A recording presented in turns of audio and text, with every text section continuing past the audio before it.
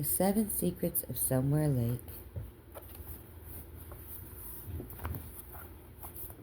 Chapter 14. A Prince Poses.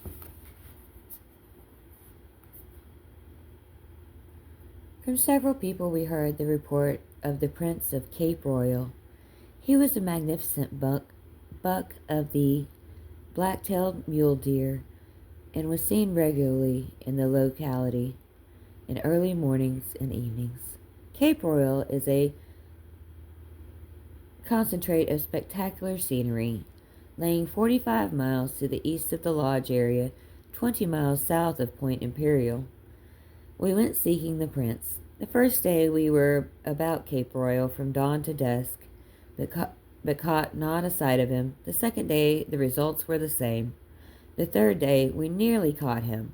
A ranger naturalist saw him just before we arrived in the area, and another travelers later found him a few miles to the north, but we missed him. The next afternoon, the fourth day of our efforts to photograph this great creature, our opportunity came.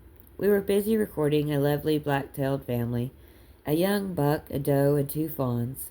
They had been entertaining us very highly. We found them grazing atop a small hill. As we approached, Jenny whispered excitedly, "Sam, look!" She directed my attention far to the right of the place where our family of blacktails were grazing. There stood a buck of such startling proportions. We knew it must be the prince. He was in full sunlight, silhouetted against the Grand Canyon. It was the kind of picture of which photographers dream and for which he prays. Excitement gripped me, no doubt the same feeling that hunters call buck fever. My camera, mounted on the tripod with long-range lenses attached, was sloping over my shoulder, but I couldn't think what to do with it. "Now, don't get excited," I said inanely to Jenny. "Let's do everything just right." "Who's excited?" she asked. "Why don't you set up your camera?"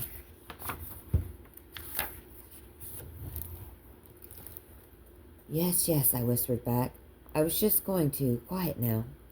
I spread the tripod legs, then promptly stumbled on one of them, and Jenny caught the camera before it struck the ground. The prince looked at us calmly, but held his pose. With my growing case of buck fever, he looked about the size of an elephant, his huge antlers spread like a Christmas tree. I got the tripod straightened up. "Is everything all right?" I asked Jenny. "Let's keep our heads about us now." "Yes," said Jenny with a smile. "Most everything is all right, but you have that camera pointed the wrong way. You would take a picture of your own eye, not the prince." "Surely," I said, still more confused. "I was just going to turn it around. Quiet now, I'm going to shoot." "Do you mind if I take the lens cap off?" asked Jenny, calmly reaching over and removing the rubber covering that would have given me nearly perfectly blank strip of film if it had been forgotten. "Now, let's check the focus and exposure." "Jenny," I said pleadingly, "you take the picture. My hands are too unsteady. Maybe I am a little bit too excited." "A little bit?" she asked, and I stood back while she calmly completed preparations and then recorded the great buck. How the prince performed for us. He began moving forward with a fancy parade step like the strutting of a trained show horse. Still in full range of the camera, he quickened his pace, finally disappearing into the distance of a series of magnificent leaps. "Oh," I gasped, leaning against a tree for support. Look at the camera. Check the aperture and focus. If there was anything wrong and we didn't get that picture, don't tell me about it now. Don't tell me about it for days. I couldn't stand it." "Nothing wrong," insisted Jenny, looking closely at the camera. "Everything is as it should be, and you have your pictures. Now relax." She burst out laughing. "Ha ha ha. You, Sam Campbell, who have lived most of your life in the woods and made thousands of feet of animal pictures. You with buck fever." Back at the lodge, there was thick letter from the boys awaiting us.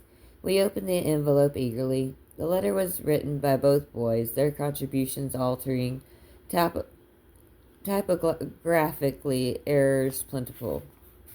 Tony says, a letter from Hi Bub and Tony.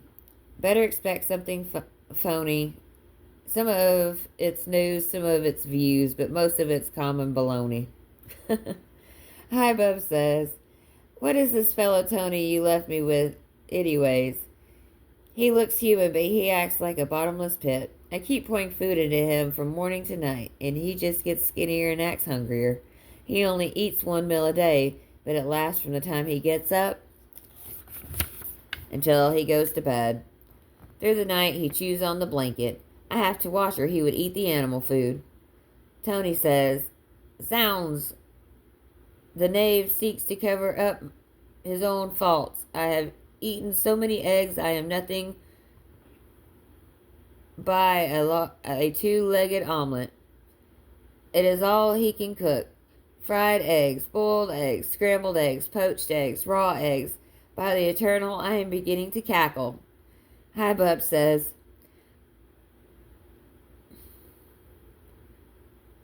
I am maligned, slandered, misquoted. Does he mention the 15 pancakes he ate this morning? My culinary masterpieces? Does he show gratitude that I slave over a hot stove while he wanders through the forest composing poetry? Does he give thanks for my service beyond the call of duty, even to baking of cakes and pies? Tony says, pies? He says pies?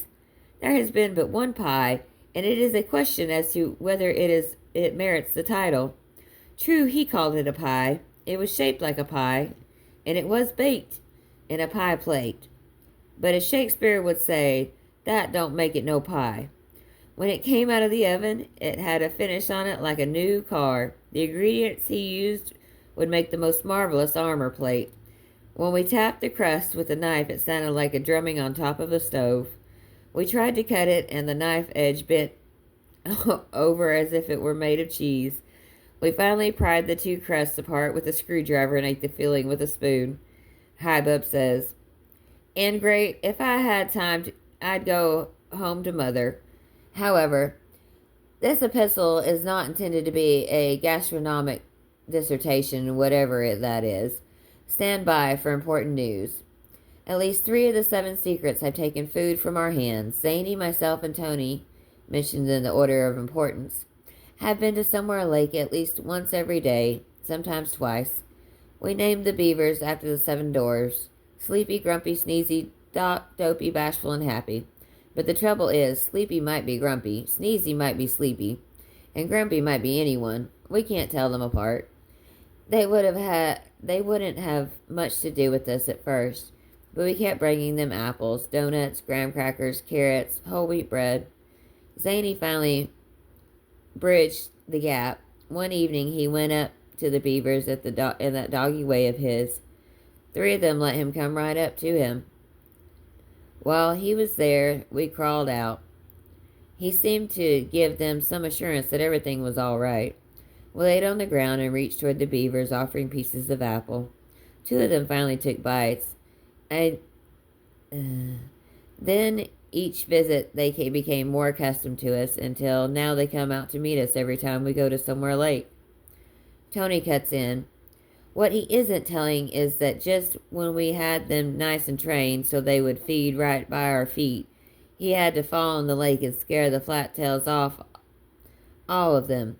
You never heard so much slapping and diving in all your life. He tripped through the woods all the way home, and it took 2 days to calm the 7 secrets down again. Anyways, we counted 6 trees that they have cut down, and they have started to cut 14 others. No houses showing up yet. The water of Somewhere Lake is getting clearer all the time, so apparently they are keeping the springs cleared out. Hi Bub said, before Zany gets too much praise, I want to register a complaint against the Parp. In fact, I have a number of complaints. He has carried away Tony's slippers, and we can't find them. That isn't so bad, but he has hidden mine, too. He took my best tie and ran all around the woods, dragging it through the brush. By the time we caught him, the tie looked fit for a hard times party. He certainly keeps life from getting monotonous. Speaking of complaints, I have one to register. against Tony. He seems to have forgotten the secret of silence in the woods. Last night, almost at midnight, he gave out such a terrible yowl that Zowie ran away and didn't even come back for breakfast. Now comes Tony. Yes, I did, and I wonder why. Who wouldn't yell if he stepped on a porcupine with his bare feet? Hiba put Salt down in my bed under the covers, and Salt went to sleep there. I climbed into bed and ran my bare feet right against him. Certainly I did yell. Rebuttal from Hiba. Well, maybe I did put just one little porcupine in his bed. Did he have to make such a fuss? Anyway, I wouldn't have done it except that he put a frog in my shoe the previous day. You didn't hear me yell, did you? Or did you? More from Tony. Aside from that, things are going smoothly. Sally has become friendly with Xenia. Zipper gets peppier each day. She is wading out in the water often, eating lily leaves and looking towards the mainland. We think she will try to swim soon. Chipmunks and squirrels are getting along as unpleasantly as usual. Zany has an awful job on his hands with them. He doesn't want anything to fight with anything else. Yesterday, when the chipmunks were trying to get some cracked corn and the squirrels bothered them, Zany parked himself right beside the corn. The chipmunk was feeding 2 feet from his nose, and the squirrels didn't dare come near. Zany stayed there until the chipmunks had all they wanted. Then he moved away to give the squirrels a chance. He's kind of a United Nations all in himself. Hi, Bub again. Extra flash special. We saw our first baby raccoons of the summer. Last night, a mother and 6 woolly youngsters showed up. Were they cute? They looked like little muffs with legs on. They liked some raisins and bread we tossed out to them. We think the mother is Andrea. Final by Tony. There's the report for you folks. From this land of egg whites and yolks, there's no more to tell. We're getting on swell, in spite of our bum little jokes. Sincerely yours, Hubbub and Tony. Oh, that's wonderful, exclaimed Jenny as she finished reading the letter. Hubbub is finding himself, isn't he? What a fine companion Tony is. There is something more on the back of the last sheet, isn't there? I asked, noticing some additional writing.